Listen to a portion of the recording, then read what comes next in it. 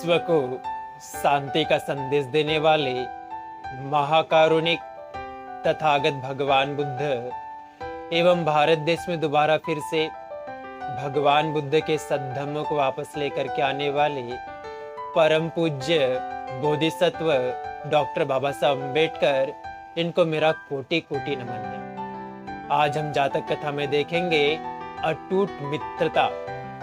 एक बार एक राजा के हस्तीशाला में बहुत सारे हाथी रहा करते थे। उसमें एक मंगल हाथी भी था जो राजा का बड़ा प्रिय था। वो भी हस्तीशाला में रहा करता था। एक बार क्या हुआ, एक जो डॉगी है वो भी हस्तीशाला में आने लगा और रोज रोज डॉगी के आने से जो मंगल हाथी था उसे अपना भोजन देने लगा।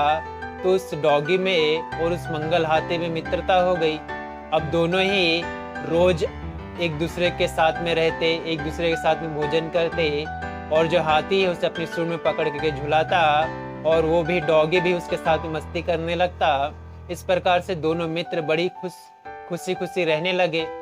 एक बार एक युवक राजा के हस्तीशाला में आता है तो देखता है कि वहां पे हस्तीशाला में एक डॉगी भी है। उसे डॉगी अच्छा लगता है तो हस्तीशाला वालों से बोल करके उस डॉगी को खरीद लेता है।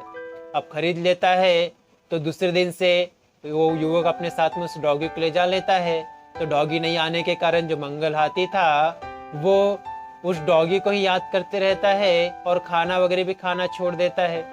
तो राजा को जब पता चलता है कि उसका जो हाथी है खाना वगैरह नहीं खा रहा है, अपने आप को नहलाने भी नहीं दे रहा है, तो राजा क्या करता है, डॉक्टर को बुलाता है। डॉक्टर लोग आते हैं, वैद्य लोग आते हैं, हाथी को चेक करते हैं तो कहते हैं राजन, इस हाथी को कोई भी शारीरिक दुख नहीं है।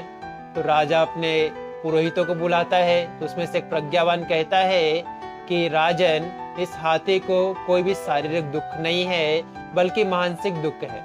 लगता है इसकी किसी से मित्रता थी मगर अब उसका मित्र नहीं आने के कारण इसने उस मित्रता टूट जाने के कारण इसने खाना छोड़ दिया है। तो राजा हाथियों की देखभाल करने वालों को पूछता है कि यहाँ पे कोई आता था।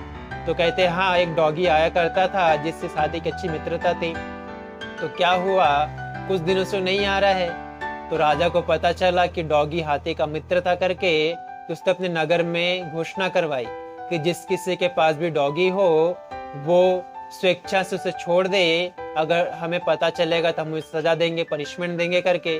तो युवक को भी पता चला तो उसने एकांत जगह में जाकर के उस डॉगी को छोड़ दिया और डॉगी जैसे ही युवक के पास से छूटा दौड़ता हुआ हस्तीशाला में गया और उस हाथी से जाकर के मिलने लगा। तो राजा और राजा के पुरोहितों ने सभी ने देखा कि किस प्रकार से वो हाथी और डॉगी एक दूसरे से मिल रहे हैं और हाथी उस डॉगी को अपनी सूंड में उठा करके झुला रहा है। फिर हाथी उस डॉगी को खाना खिलाता है, भोजन कराता है। उसके खा लेने के बाद में हाथी भी स्वयं भोजन ग्रहण करता है। इस प्रकार से वो फिर दोनों मित्र अच्छे से रहने लगे और उनकी मित्रता को कभी टूटने ना पाए, इसलिए राजा ने भी ख्याल रखा और इस प्रकार से दोनों की मित्रता हमेशा कायम रही। इसलिए हमेशा मित्रता में रहना चाहिए मगर बहुत ज्यादा मित्रता में पढ़ करके अपने जीवन को गलत दिशा में ना ले जा करके अच्छी दिशा में ले जाने का प्रयत्न करना चाहिए। भवतु सब मंगलं रक्षन्तु सब देवता सब बुद्धानुभावेन सदा शुद्धि भवन्तु ते। भवतु सब मंगलं रक्षन्तु सब देवता सब धम्मानुभावेन सदा शुद्धि भवन्तु ते। भवतु सब मंगलं रक्षन्तु सब देवता सब संघानुभावेन सदा शुद्धि भवन्तु ते।